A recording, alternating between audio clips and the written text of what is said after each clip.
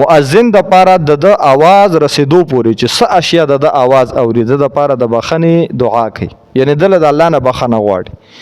ويشهد له كل رطب ويابس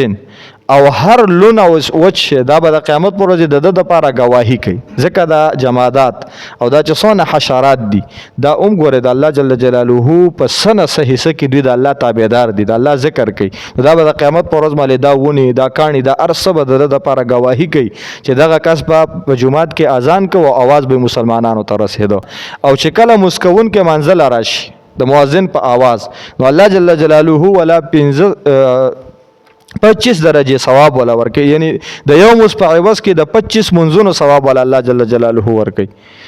بیا ويكفر عنه ما بينهما منځنه بل منځ پوری چې سونه ګناهونه یو موضوع کې لاړ شي دوباره منځل را رواني نو الله جل جلاله ورته هغه ګناهونه معاف کوي اوس فضیلت د مؤذن ته وګورئ ښا یو خدا د چې مؤذن د پاره د دونه لري پوری بخنه غوښتل کیږي دویمه دا چې دا اشیاء په د مل قیامت پر ورځ گواهی کوي او دریمه دا چې کله دا کس جمعه تر شي منځو کې نو د الله رب العزت د یو مص په عوض کې د 25 منځونو ثواب ورکړي نو چې چا را بلل دی غلبه خدای دا ثواب نه ورکړي